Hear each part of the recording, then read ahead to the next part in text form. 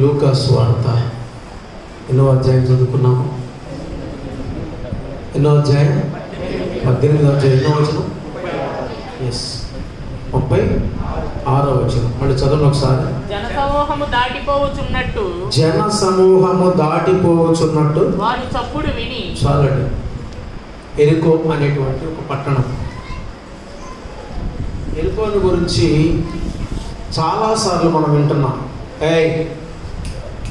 ఎరికోని గురించి మనం చాలాసార్లు వింటున్నాం. యెహోషువ ఎరికో అనేటువంటి పట్టణంలో కొంత దాటిపోయేటప్పుడు వాళ్ళు వెళ్ళనీయలేదు. చాలా చాలా పట్టణాలు దాటిపోవాల్సి వచ్చింది. ఎక్కడి నుంచి? ఐగుప్తు నుండి కనాను వెళ్ళేటువంటి దారి. 40 సంవత్సరాల ప్రయాణం. ఇజ్రాయేలీలు కానాను తీసుకెళ్ళాలి, పాలు తేనెలు ప్రవహించేటువంటి దేశానికి. పాలు తేనెలు ప్రవహించేటువంటి దేశానికి తీసుకెళ్ళడానికి మోషేను నాయకుడిగా ఎన్నుకున్నారు. మోషేను నాయకుడిగా ఎన్నుకున్న తర్వాత మోషే చనిపోయాడు. చనిపోయిన తర్వాత యెహోషువ నాయకుడిగా ఉన్నాడు. ఐగుప్తు నుండి కానాను వెళ్ళాలి. ఈ కానాను వెళ్ళేటువంటి 40 మైళ్ళ ప్రయాణం, 40 రోజుల ప్రయాణం, 40 ఏళ్ళు నడిపించాడు దేవుడు. ఈ ప్రయాణంలో చాలా దేశాలు దాటిపోవాలి. ఎలా దాటిపోవాలి? మన వైరా వెళ్ళాలనుకోండి, చాలా ఊళ్ళు దాటిపోవాలి. ఆ ఊళ్ళలో గుంట దాటిపోలేదు చాలామంది. ఆ రాజ్యాల్లో గుంట, మా రాజ్యంలో గుంట పోవటానికి వీల్లేదు. ఎందుకంటే ఒకళ్ళు ఇద్దరు అయితే వెళ్ళనిస్తారు. 25 లక్షల మంది.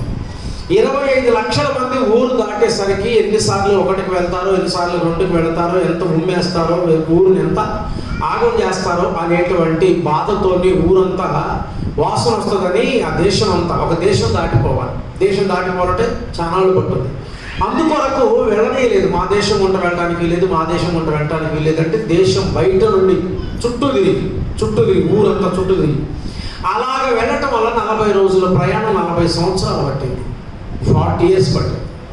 ఈ 40 సంవత్సరాల ప్రయాణంలో ఎరుకో అనేటువంటి ఒక దేశం కూడా ఎదురైంది. దాన్ని దాటి వెళ్ళిపోవటానికి పోనీయట్లేదు రాజు.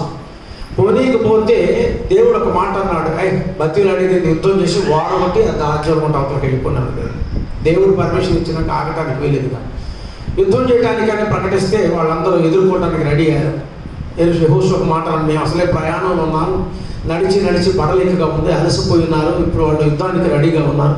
వాళ్ళని మేము ఎదుర్కొని వాళ్ళ మీద యుద్ధం చేసి దాటిపోవాలంటే ఎంతమంది చచ్చిపోతారో ఏంటో, మళ్ళీ అక్కడ చేరేసరికి మేము అందరం తక్కువైపోతాం. దేవుని అడిగితే యుద్ధం చేయాల్సినటువంటి పని లేదు. 7 సార్లు గోడలు ఊదా ఊరు చుట్టూ తిరిగి, ఎరుకో చుట్టూ తిరిగి, అది గోడలు అది కూలిపోతే వాళ్ళు భయపడిపోతారు, మీకు దారి ఏర్పడుతుంది. 7 రోజులు గోడలు ఊదారు. 7వ రోజు 7 సార్లు చుట్టూ ప్రదక్షిణ చేశారు. గోడలు ఊదితే గోడలన్నీ కూలిపోయి ఎరుకోల నుంచి అవతలకి వెళ్ళిపోయారు. ఆ ఎరుకో శపించబడినటువంటి పట్టణం. ఆ శపించబడినటువంటి పట్టణంలో ఒక గుడ్డివాడు కూర్చొని త్రోవ ప్రక్కన. 35వ వచనం చదవండి ఒకసారి. తర్వాత ఆ ఎరుకో పట్టణమునకు సమీపించినప్పుడు ఒక గుడ్డివాడు త్రోవ ప్రక్కన కూర్చుండి భిక్షమడుగు కొనుచుండెను. జన సమూహము దాటిపోవచ్చున్నట్టు వాడు చప్పుడు విని. ఎన్నట్లేదంటారా? వీళ్ళందరికీ వాడు కేకలేసి తినరాట్లేదంటారా? భిక్షాందేహి మాతాని, కళ్ళు లేనటువంటి వాడు. కానీ కళ్ళు లేనటువంటి వాళ్ళకి ఒక అవగాహన ఉంటుంది. ఏంటో తెలుసునంటే వినికిడి శబ్దం బాగా ఉంటుంది వాళ్ళకి. చెవులు బాగా పనిచేస్తాయి వాళ్ళకి. వినికిడి శబ్దం ఎవరు మాట్లాడాలి ఒకసారి విన్నారంటే వెంటనే పసిగట్టేస్తారు. ఎవరైనా అలాగ టచ్ చేశారంటే టచ్ చేసింది ఎవరు చెబుతారు. అంత వినికిడి శబ్దం ఉంది. మన దగ్గరికి ఒక ఆ గుడ్డ ఆయన వచ్చేటువంటి వాడు, పాటలు పాడేటువంటి ఆయన ఒక క్యాసెట్ ఇలా పట్టుకొని చూశాడంటే ఇది సూర్య కంపెనీ వాళ్ళ క్యాసెట్ కదండి అనేవాడు. ఇది శివరంజని కంపెనీ క్యాసెట్ కదండి ఇది అనేటువంటి వాడు.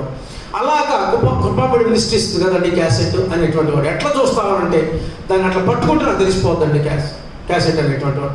ఏ కంపెనీ క్యాసెట్ చెప్పేటువంటి వాడు. వాళ్ళకి అంత అవగాహన ఇస్తాడు దేవుడు, మంచి పవర్ ఇస్తాడు అనమాట దేవుడు.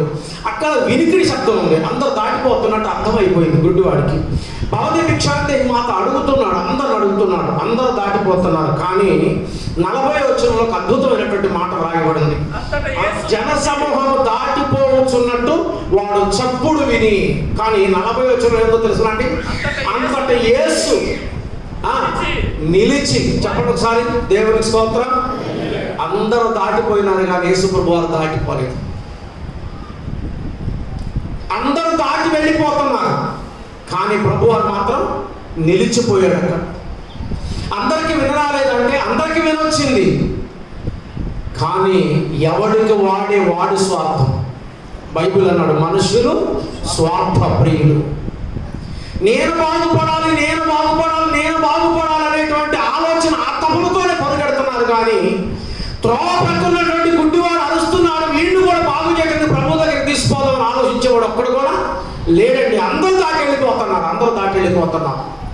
దేవుని పిల్లలారా, 11వ అధ్యాయం చూడండి మీరు ఒకసారి. 10వ అధ్యాయం, అది లూకా సువార్త.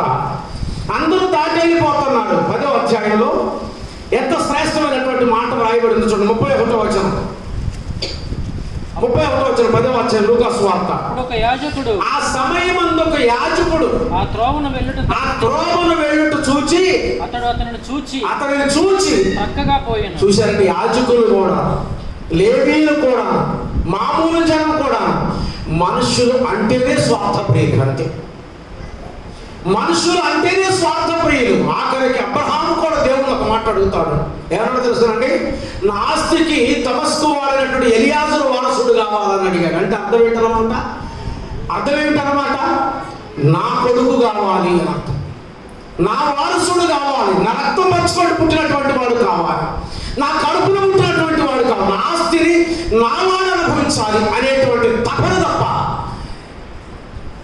ఎన్ని కోట్ల రూపాయల ఆస్తి ఉంది, అయితే మళ్ళీ ఆదాయం తిట్టడం అనుకున్నటువంటి వాడు కానే కాదు. మనుషులకు ఉన్నటువంటి అలవాటు ఏంటంటే దాటి వెళ్ళిపోతున్నారు. త్వరగా ప్రక్క ఏం చేస్తారంట? ప్రక్కగా పోయాను. మళ్ళీ ఏం జరిగింది? అలాగుని లేవీయుడు ఒకడు ఆ చోటుకి వచ్చి చూచి ప్రక్కగా పోయాను. లేవీయుడు దాటిపోయాడు, యాజకుడు దాటిపోయాడు, అందరూ ప్రక్కగా వెళ్ళిపోతున్నారు. అక్కడ నిలబడినటువంటి వాడు ఎవరు లేకుండా పోయినా. గుడ్డివాడు భిక్షం అడుగుతున్నాడు, కేకలేస్తూ ఉన్నాడు. కళ్ళు లేవయ్యా, పని చేసుకోలేనటువంటి వాడయ్యా, మీలాంటి వాడు ఒక అన్నం ముద్ద పెడితే నేను బ్రతికేది, నాలాంటి వాళ్ళు కూడా బ్రతకాలయ్యా అని చెప్పి కాళ్ళ వేళ పట్టుకొని కాళ్ళ శబ్దం విని అందరు కాళ్ళు పట్టుకుంటుంటే విదిలించేస్తున్నారు. తన్ని అవతలకి వెళ్ళిపోతా ఉన్నారు. కానీ ఎక్కడి నుంచో శబ్దం విన్నాడు. శబ్దం విని అక్కడ దగ్గరకు వచ్చి నిల్చున్నాడు. ఎవరు? యేసు దగ్గరకు వచ్చి నిలిచి ఏం కావాలి అని అడిగాడు. ఏం కావాలి నీకు? ఎంత శక్తివంతమైనటువంటి మాటలు యాడ్ చేసి ఒక అద్భుతమైనటువంటి పాట రాస్తాడు ఒక భక్తుడు. నీ పిలుపు కోసమే నే వేచి ఉన్నా, నీ చూపు కోసమే నే కాచుకున్నా. అందరు దాటి వెళ్ళిపోతున్నారయ్యా. నీ పిలుపు కోసం, నీ చూపు కోసం నీ కాసుకొని కూర్చోంది కాదు. ఎవరు దాటిపోయినా నువ్వు దాటిపోయేవాడివి కాదు. ఎవరు త్రోసివేసినా నువ్వు త్రోసివేసేవాడివి కాదు.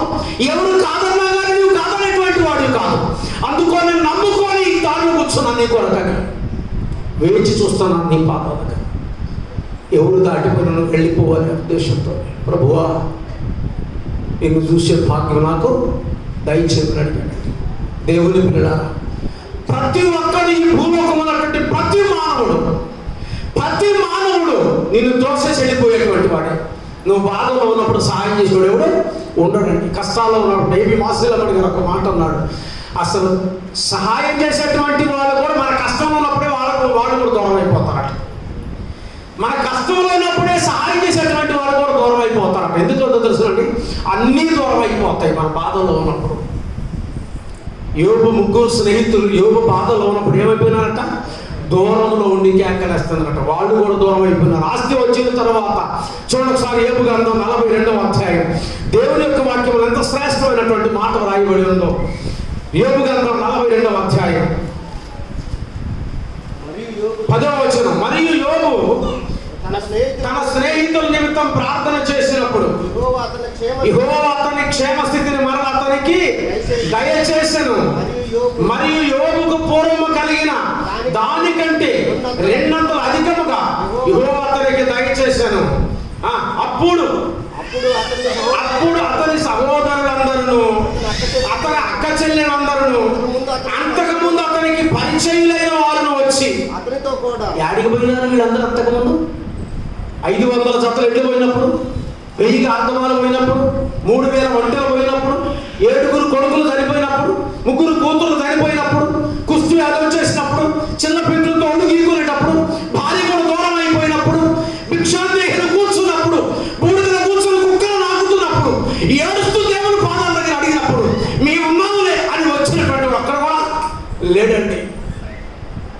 ఆఖరికి భార్య కూడా దూరం అయిపోయింది. బాగా అయినాక రెండంత ఆస్తి వచ్చినాక డబుల్ ఆస్తి వచ్చిన తర్వాత ఆశీర్వదించబడిన తర్వాత ఇప్పుడు ఎవరెవరు వచ్చారట?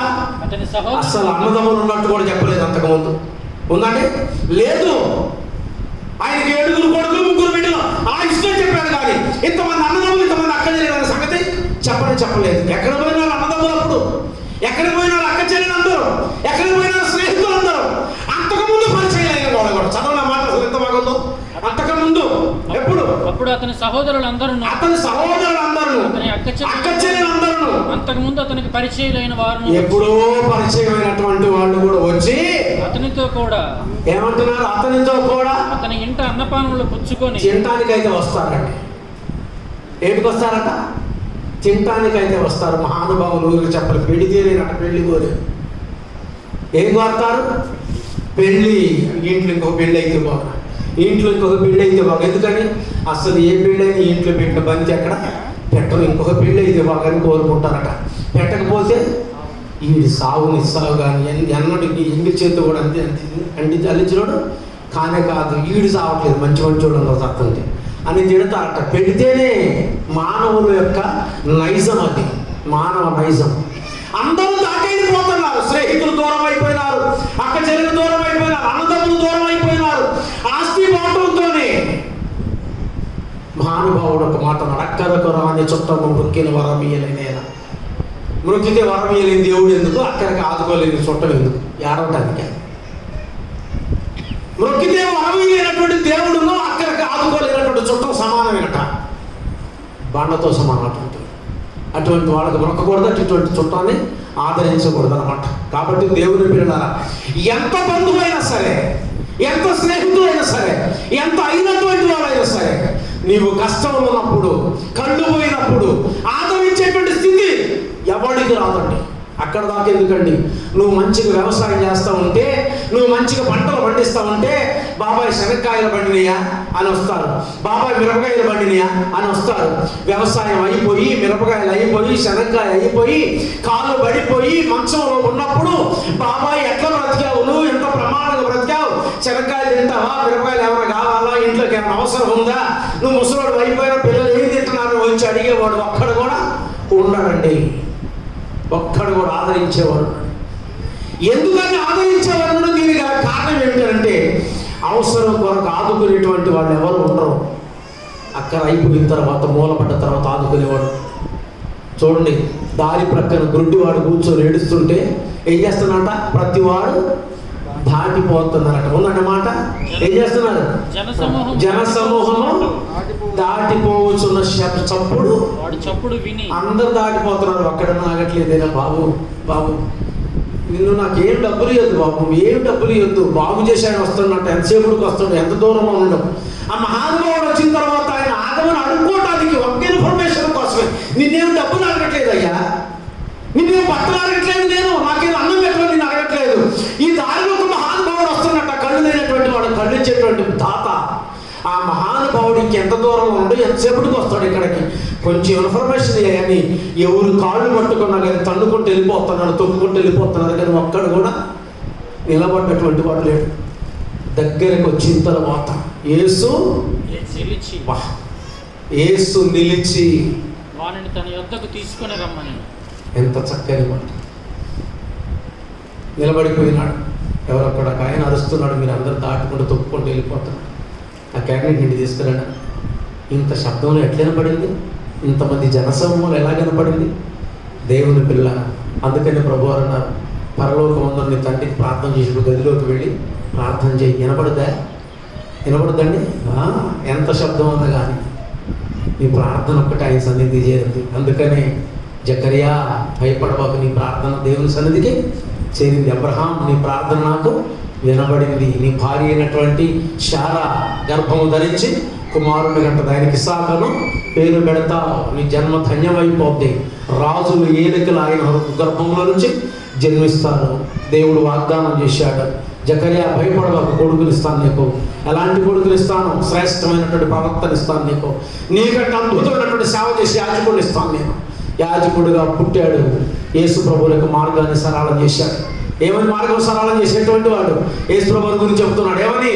వంకర మార్గములన్నీ తిన్నగా చేసే మహానీయుడు వస్తున్నాడు. కరుకు మార్గములన్నీ నున్నగా చేసే మహానీయుడు వస్తున్నాడు. కొండలు కొట్టి పదములు ముడిచేటువంటి మహానీయుడు వస్తున్నాడు. సమాజాన్ని స్థాపించేటువంటి తాత ఈ లోకానికి వస్తున్నాడు. ఆయన నమ్ముకోండి, భూలోకానికి ప్రకటిస్తున్నాడు. పాపం వదిలిపెట్టండి. పరిచయాలు వస్తున్నారు, సద్దుకాయలు వస్తున్నారు, శాస్త్రులు వస్తున్నారు, అద్భుతమైనటువంటి బోధ చేస్తున్నాడు.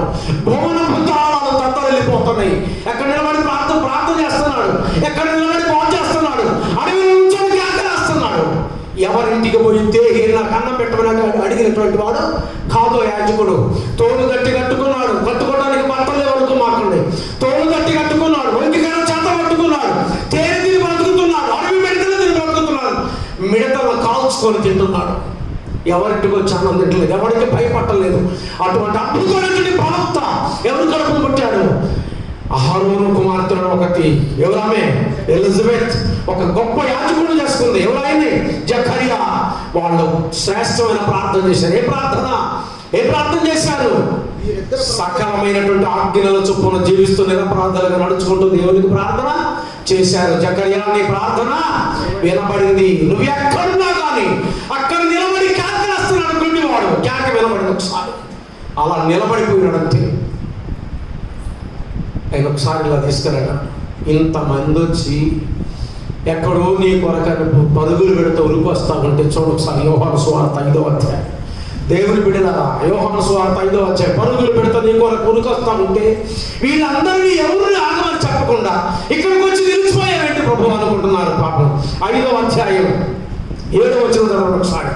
7వ వచనం చదవండి. ఆ రోగి అయ్యా నీళ్లు కదిలింపబడినప్పుడు నన్ను కోనేటిలోకి దింపుటకు నాకు ఎవడును ఒక్కడు కూడా నీళ్ళలో దింపడానికి ఆగినవాడు లేడంటే. ఒక్కడు కూడా నిలబడి ఏంటి తాత నీ బాధ? మొన్న ఇక్కడే ఉన్నావు, ఆమెలో ఇక్కడే ఉన్నావు, సంవత్సరం నుంచి ఇక్కడే ఉన్నావు. నేను ఎన్నిసార్లు వచ్చినా కానీ వీడు బాగుపడుతున్నాడు, మళ్ళీ పోతాడు, మళ్ళీ పాపం చేస్తాడు, మళ్ళీ జబ్బులు పడతాడు, మళ్ళీ వచ్చి నీళ్ళలో పడతాడు, మళ్ళీ బాగుపడతాడు, మళ్ళీ పోయి పాపం చేస్తాడు, మళ్ళీ వచ్చి నీళ్ళలో పడతాడు. రోజు 3 సార్లు దేవదూత నీళ్లుగా తెస్తుంది. ఎవడు ముందు నీళ్ళలో దిగుతుండో వాడు బాగుపడుతున్నాడు. ఈయన సంవత్సరం క్రితం వస్తే కనపడ్డాడు, 2 సంవత్సరాల క్రితం వస్తే కనపడ్డాడు, 3 సంవత్సరాల క్రితం వస్తే కనపడ్డాడు. ఇన్నిసార్లు వచ్చి నీళ్ళలో మునిగిపోతున్నాడు. కానీ ఒక్కసారి వచ్చి తాత నేను 3 ఏళ్ల నుంచి ఇక్కడికి వస్తున్నాను, నేను నువ్వు ఇక్కడే కూర్చొని ఉంటాను ఏంటి తాత అని అడిగినోడు అక్కడ లేడండి. ఏం కావాలి మీకు? అడిగినటువంటి వాడు లేడు. ఏంటది? అయ్యా ఏంటది? ఆ వ్యాధిగ్రస్తుడు అయ్యా నీళ్లు కదిలింపబడినప్పుడు నన్ను కోనేటిలోకి దించుటకు దేవుని పిల్లారా, నీ అండలేక నేనుండలేను, నీ తోడు లేక నే నడువలేను, కనిపించరావే నా యేసునాథా,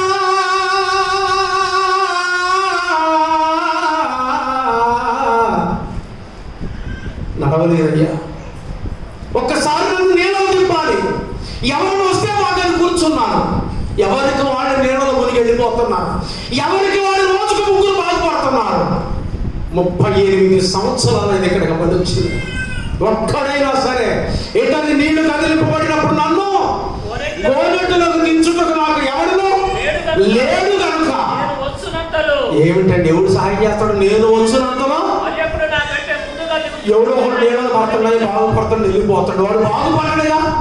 కనీసం వెనక్కి తిరిగి చూసి తాత మొదటి నేను పడ్డాను, నేను బాగుపడగా నేను నీకోసమైన ఉంటాను, మళ్ళీ వచ్చి దేవదూత మధ్యాహ్నంగా తెస్తుంది, నేను తప్పకుండా నేను నీళ్ళలో దింపుతా తాత అని ఒక్కడ సహాయం చేసిన లేడు. బాగుపడుతున్నాడు, వెళ్ళిపోతున్నా. వెనక్కి తిరిగి చూసిన లేడు. 6వ వచనం చూడండి ఒకసారి. 6వ వచనం చూడండి. దేవుని పిల్ల యేసు ప్రభువారు ఒక్కరు వాడు పడి ఉండుట ఒక్కసారి అక్కడికి వచ్చి నిలబడిపోయినప్పుడు స్టాప్ దే, అక్కడ ఆగిపోయింది. యేసు ప్రభువు అక్కడ నిలబడిపోయినాడు. అందరూ నీళ్ళు కదిలిస్తున్నారు, దిగుతున్నారు, బాగుపడుతున్నారు, వెళ్ళిపోతున్నారు. తప్ప ఒక్కడైనా నేను బాగుపడ్డాను తాత నేను కూడా బాగు చేస్తాను అన్నోడు లేడండి. ఏమండి? నేను బాగుపడ్డగా మధ్యాహ్నం కాకుండా మరి ఆయన కూడా దిగితే నా ద్వారా ఇంకొకడు బాగుపడతారుగా. ఒక్కడు సహాయం చేసినోడు లేడు, ఒక్కడు సహాయం చేసినోడు లేడు.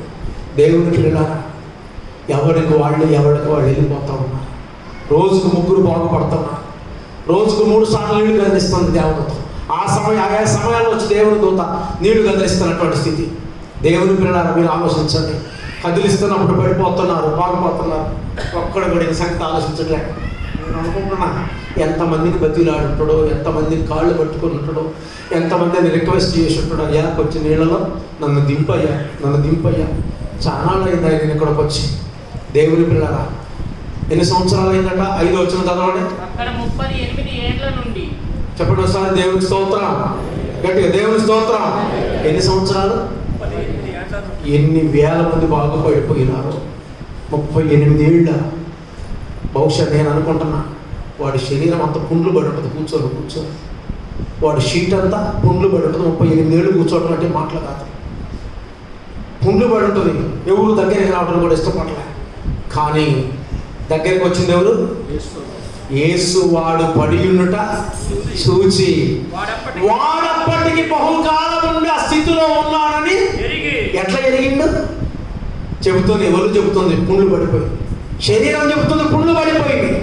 వాడప్పటికి బహుకాలం నుండి పడి ఉన్నాడని ఎరిగి స్వస్థపడగోరుచున్నావని వారిని అడుగగా, ఒక్క మాట అడిగినోడు ఎవడు లేడంటే. ఒక్క మాట ఏం పోయిందండి? మాట అడిగితే ఏం పోయిందండి? అంటున్నాడు దారిలో ఒక ముసలాయన. ఏం తాత దప్పిక అవుతుందా? ఏం ఒక మాట అడిగితే దాహం అవుతుందా? అడిగినోడు లేడంటే. ఒక్క మాట అడిగినటువంటి వాడు లేడు. దేవుని పిల్లలారా, ప్రతి వాడి ఇష్టానుసారం వెళ్ళిపోతాడు. అక్కడ నిలబడిపోయినారు యేసుప్రభు వారు. యేసుప్రభు వారికి ఏం అవసరం? చూడండి లూకా సువార్త. ఏం అవసరం? 19వ అధ్యాయం. ఏం అవసరమో తెలుసండి? దేవుని పిల్లలారా, 10వ వచనం. నశించిన దానిని వెతికి రక్షించుటకు మనుష్య కుమారుడు వచ్చునని అతనితో ప్రైజ్ ది లార్డ్. దేవునికి స్తోత్రం. ఎవరు వెతకడానికి వచ్చాడట? ఎవరు నశించిపోతున్నారు, ఎవరు దిక్కు లేక పడి ఉంటున్నారు, ఎవరు నీళ్లు కదిలించినప్పుడు ఎవరు దింపలేని స్థితిలో ఉంటున్నారు, గుడ్డివాడు త్రోవ పట్టి కూర్చొని ఆదరించక తొక్కుంటుంది పోతుంటే, ఇలాంటి వాళ్ళ కోసం, మనలాంటి వాళ్ళ కోసం, ఆదరణ లేనటువంటి వాళ్ళ కోసం, దిక్కు లేనటువంటి వాళ్ళ కోసం ప్రభు వారి లోకానికి రావాల్సి వచ్చింది. నశించిన దానికి దేనికట? నశించిన దాన్ని వెతికి రక్షించుటకు ఆదుకోవాలని యేసుప్రభు వారి లోకానికి వస్తే ఇవాళ చాలా మంది ప్రభు పాదాల దగ్గరికి రాలేకపోతున్నారు. అక్కడ నిలబడిపోయినాడు యేసుప్రభు వారు వచ్చేసి. నిలబడిపోయి ఒక మాట అడిగారు, బాగుపడగోరుచున్నావా? బాగుపడగోరుచున్నావా? ఏమన్నాడు వాడు? 5వ అధ్యాయం. అయ్యా, నీళ్లు కదిలింపబడినప్పుడు నన్ను కోనేటిలోకి దింపుటకు ఎవరు లేరయ్యా, దిక్కు లేనటువంటి వాడిని. దిక్కులేని వాడను ప్రభు. ఆంధ్రప్రదేశ్లో కీర్తన పుస్తకంలో చౌదరి పురుషోత్తం గారు అద్భుతమైనటువంటి మాట్లాడతారు. నీ అండ చేరి మృక్కి సేవ చేతును ప్రభు. ఎంత అద్భుతమైనటువంటి మాటలు రాస్తాడు భక్తుడు. దిక్కు లేనటువంటి వాడు, ఎవరు లేరయ్యా నాకన్నా. మనవరాలను తీసుకొని వచ్చేవాడు నీళ్ళలో దింపడానికి, కొడుకులుంటే కొడుకులు తీసుకొని వచ్చేవాడు, బిడ్డలు వచ్చేటువంటి వాడు. ఒకవేళ ఆస్తి ఉన్నా కానీ, అయ్యా నీకు ఒక 500 ఇస్తారా, నన్ను నీళ్ళలో దింపుతూ కానీ. ఆస్తి లేదు, అండ లేదు, అయినటువంటి వాడు లేరు. చూడండి, దరిద్రుడికి ఇంకా కలిసి వచ్చింది. ఏంటది? జబ్బు. ఇంకా మరీ దేని స్థితి. 1 రోజు కాదు, 2 రోజులు కాదు, 3 రోజులు కాదు, ఎన్నాళ్ళ నుంచి అనుభవిస్తుంటా? 38 ఏళ్ళ నుంచి. బహుశా నేను అనుకుంటున్నాను, వ్యక్తి పుట్టినటువంటి వాడు అయితే ఆత్మహత్య చేసుకొని చచ్చిపోయేటువంటి వాడు. ఏమన్నా ముక్కు నోరు మూసుకుంటే అయిపోతాయి. కానీ ఎదురు చూస్తున్నాడు, ఎవరైనా రాకపోతారా, ఎవరైనా దింపకపోతారా? ఆ ఎదురు చూపు గొప్పది. ప్రభువారు నా ఇంటికి రాకపోతాడా, ప్రభువారు నన్ను ఆదుకోపోతాడా, ఈ కష్టాల నుంచి నన్ను రోడ్డుకి లేకపోతాడా, దేవుడు నన్ను బాగు చేయలేకపోతాడా? ఎదురు చూసిన వాళ్ళని అన్యాయం చేసేవాడు కాదు. ఎదురు చూసినటువంటి వాళ్ళని ఆదుకోలేనటువంటి వాడు కానే కాదు. చూసి ఎంతకాలం? 38 సంవత్సరాలు. ఇక నీళ్ళలో దిగే పని లేదు. ఏమన్నాడు యేసుప్రభు వారు? నీవు లేచి నీ పరిపెత్తుకుని నడుము. చెప్పండి గట్టిగా, దేవుని స్తోత్రం. లేచి పరుపెత్తుకొని వెళ్ళు. పరుపెత్తుకొని నడిచెడు. గుడ్డివాడి దగ్గరికి రండి ఒకసారి. గుడ్డివాడి దగ్గరికి రండి. 18వ అధ్యాయం దేవుని పిల్లల లూకా సువార్త. ఎంత అద్భుతమైనటువంటి కార్యం జరిగిందో. జనసమూహం దాటి పోవచ్చుంట. 38వ వచనం చదవండి. అప్పుడు వాడు, యేసు దావీదు కుమారుడా నన్ను కరుణించమని కేకలు వేయగా, ఊరుకొండమని. ఏమండి, ఆకపోతే ఆకపోయినారు, నిలబడకపోతే నిలబడకపోయినారు, ఆదరించకపోతే ఆదరించకపోయినారు. చేతగానటువంటి వాడు వెళ్ళిపో, మళ్ళీ పైకి తిరిగి నోరు మూపిస్తున్నారట. ఏం చేస్తున్నారట? అరే గుడ్డోడు నోరు మూయి, కళ్ళు ఉండడం మాకే దిక్కు లేదు కానీ, ఇంత అండబలం ఉండడం మాకే దిక్కు లేదు కానీ నిన్నే కదా చూసేది. గద వాయించి పడేస్తున్నారు. ఊరుకుండమని ముందర నడుచుచున్న వారు వారిని గద్దించింది కానీ వాడు మరీ ఎక్కువగా మళ్ళా ఎక్కువగా దావీదు కుమారుడా నన్ను కరుణించమని కేకలు వేశాను. అంతటా యేసు నిలిచి వారిని తన యొద్దకు తీసుకొని రమ్మనెను. వారి దగ్గరకు వచ్చినప్పుడు ఆయన, నేను నీకేమి చేయబోతున్నానని వాడిని అడుగగా వాడు, ప్రభువా చూపు పొందగోరుచున్నానెను. యేసు ఒక మాట అన్నారు, చూడు, చూపు పొందు అన్నాడు. అంతే. అసలు ఎంత సింపుల్ మాట ఇది, ఎంత సింపుల్ మాట అండి. పాపం డాక్టర్లు కూడా ఉలిక్కి పడుతున్నాను. పేషెంట్లు ఎవరన్నా పోతే పేషెంట్ గురించి ఆడేసి డాక్టర్ కూర్చుని, ఏందమ్మా ఏం జరిగింది, ఎట్లా ఉంటుంది? ఇంతకుముందు స్టెథోస్కోప్ పెట్టి గాలి వీరమని చెప్పి వెనక్కి స్టెథోస్కోప్ పెట్టి చెయ్యి పట్టుకొని ఆడి పట్టుకొని దగ్గరికి చూసి పడుకోబెట్టి అన్ని ఒత్తి ఏడబోయిందంట. పాపం చెయ్యి పట్టుకోవటం లేదు, ముట్టుకోవటం లేదు, స్టెథోస్కోప్ లేదు, ధరబొమ్మటం లేదు, ఏం లేదు. ఆడ కూర్చోవటం వల్ల ఎట్లా ఉంటుంది? జ్వరం వస్తుందండి, ఇంకా ఎట్లా ఉంటుంది? దగ్గు వస్తుందండి. నేను కొన్ని పరీక్షలు రాస్తాను, నేనే చేయించుకో. ఆ పరీక్షలు రాస్తున్నా. దేవుని పిల్లలారా చూడండి, డాక్టర్లు కూడా భయపడిపోతున్నారు. సో యేసుప్రభు వారు వచ్చారు, మా ఒక్కటే మాట అన్నారు, స్టెథోస్కోప్ లేదు, మెడిసిన్స్ రాయటం లేదు, టెస్టింగ్ లేవు, చూపు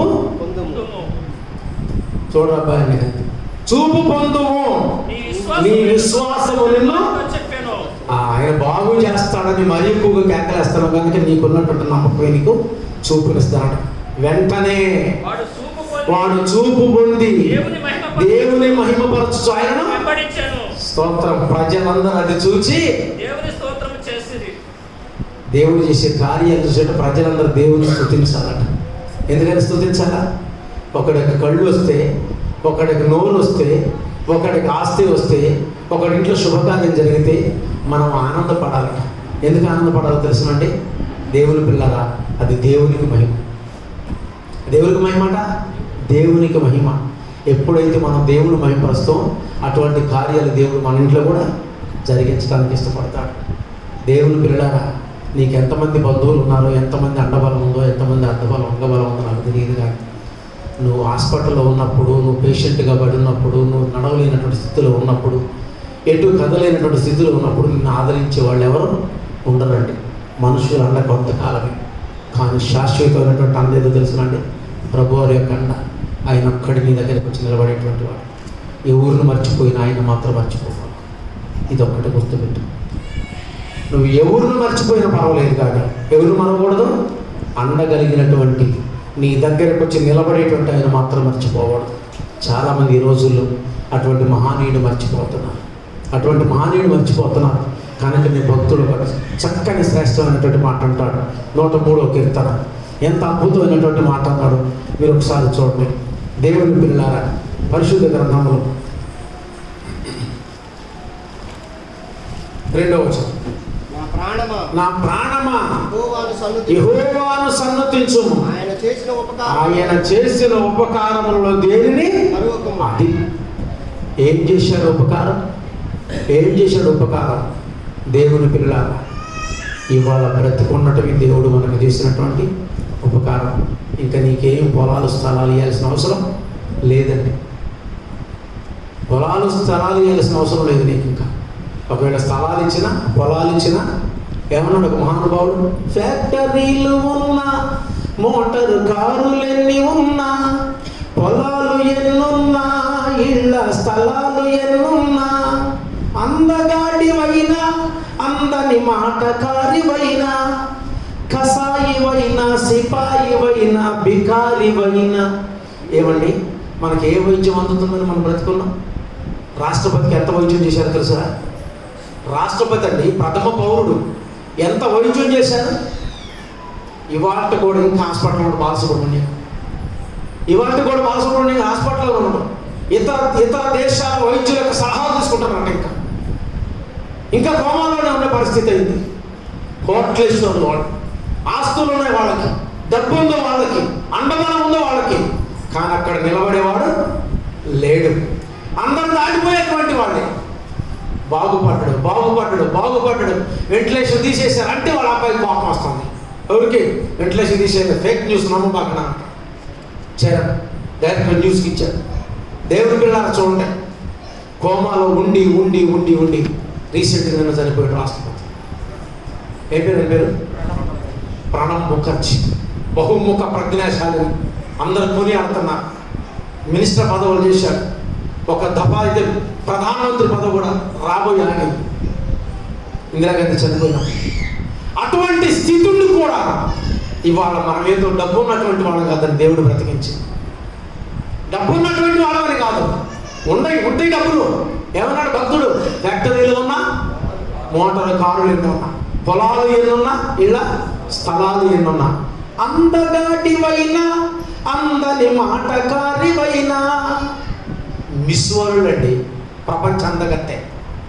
ఎవరన్నా పోల్చాలంటే ఆమె పెద్ద ఐశ్వర్య రాయి అని అంటే, ఐశ్వర్య రాయంత అందగత్త ఎవరు లేరని ఆమెను చెబుతారు. అంటే అందగత్త ఆమె.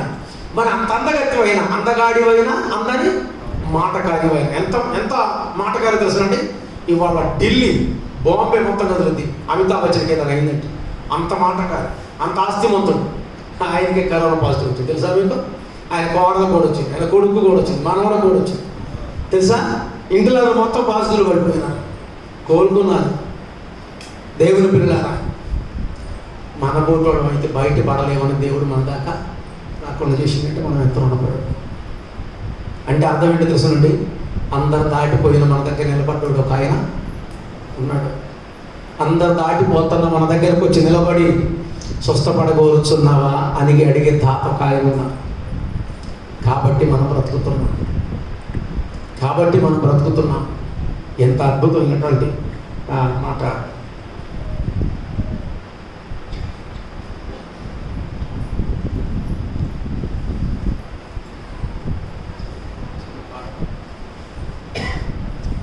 అవగరామి కరుణామయుడా, కాపాడుము మా కల్వరి నాథ, నీ అండలేక నేనుండలేను, నీ తోడు లేక నీ నడువలేను, నీ అండలేక నేనుండలేను, నీ తోడు లేక నీ నడువలేను.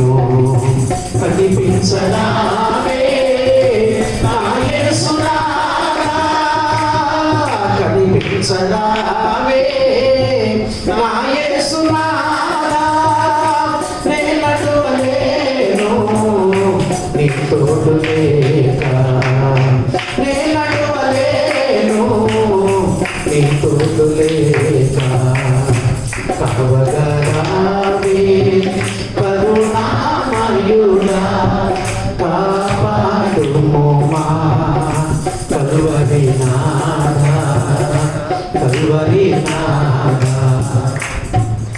ఇంకా అద్భుతమైనటువంటి వచనం రాస్తాడు.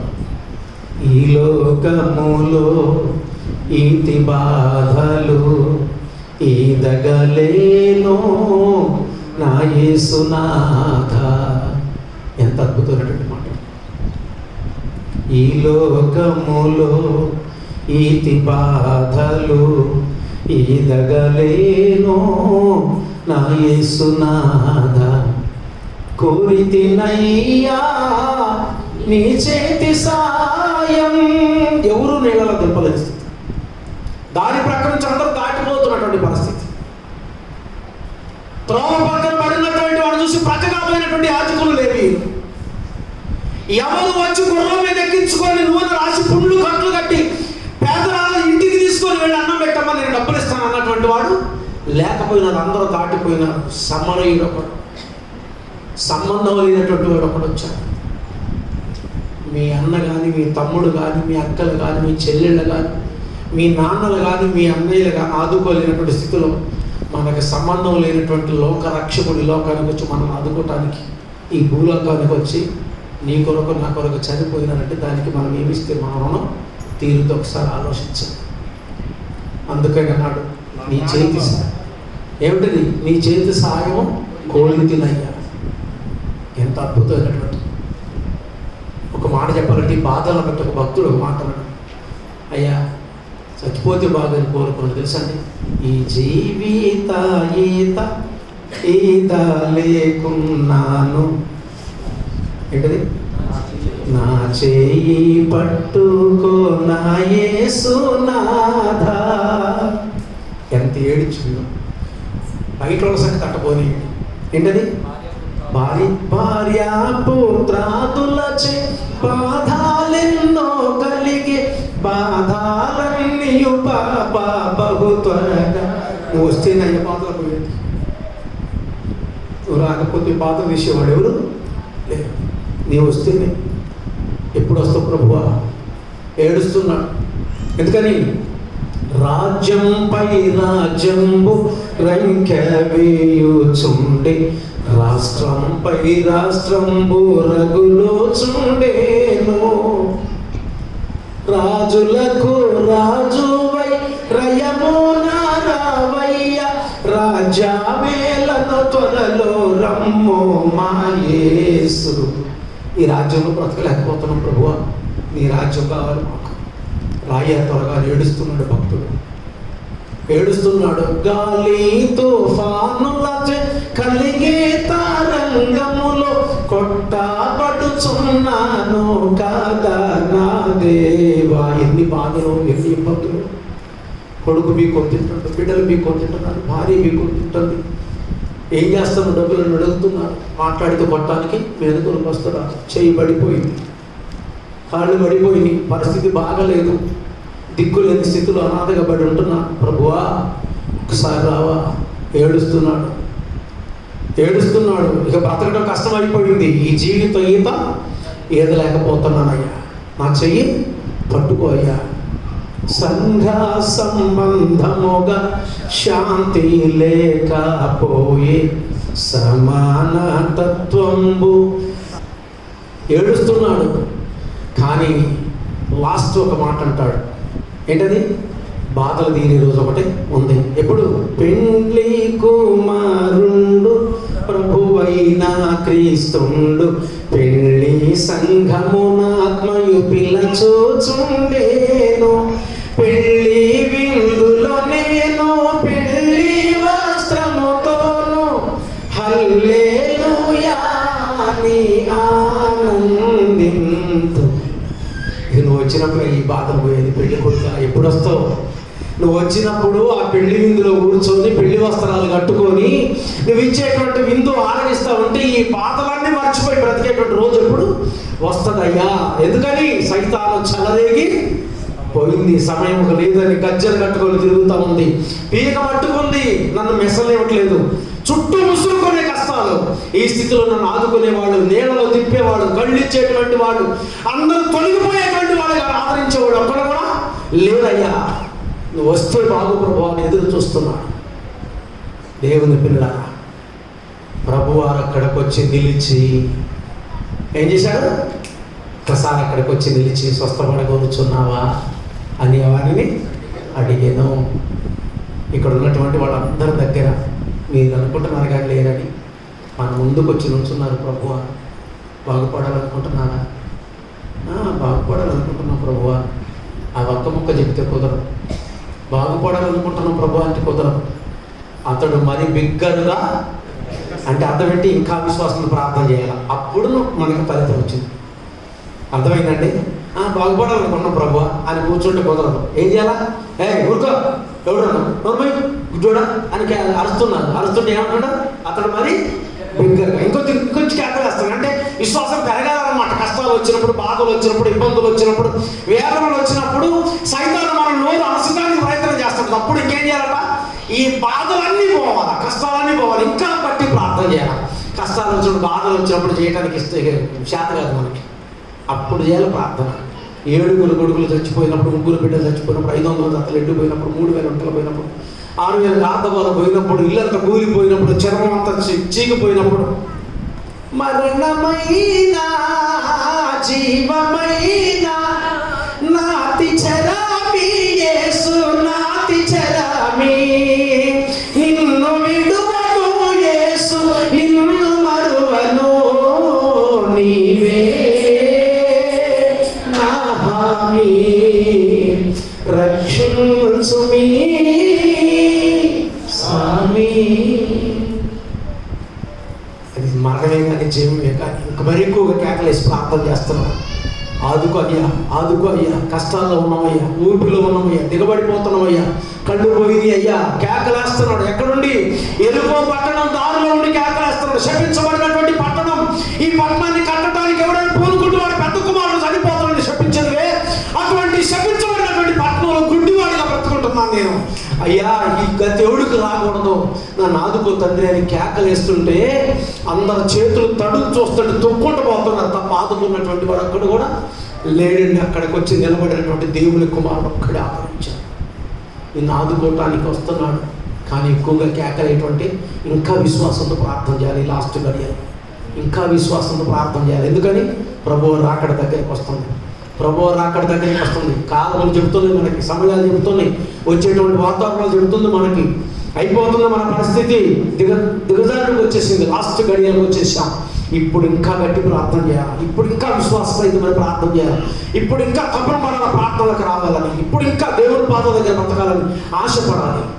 అలా ఆశపడితే గుడ్డివాడు ఏం చేసాడు? మరి ఎక్కువగా కేకల విషయం, మరి బిగ్గరగా కేకల విషయాలు. ఇది మనం కోరుకోవాల్సింది. ఇంకా విశ్వాసంతో ప్రార్థన చేయాలి. ఇంకా పట్టుదలతో ప్రార్థనలో ఉన్నాడు. ఇంకా పట్టుదలతో ప్రార్థనకు రండి. సావే కానీ బ్రతికే కానీ ఏంటది? చాలామంది వాళ్ళ ప్రార్థనకు రావడానికి కూడా భయపడుతున్నారు. ప్రార్థనకు రావడానికి కూడా భయపడుతున్నారు. కొంతమంది ప్రార్థనకి రాలేకపోతున్నారు. ఎందుకని? ఏమో, ఎవరికి ఏముందో, ఎవరు మాట్లాడితే ఏమంటుకుంటుందో, ఏం జరిగిందో మాట చెబుతున్నాను. ఈ ఎదురంగా వస్తుంది అనుకోండి మరణం, ఎడి తప్పించుకొని పోతాం.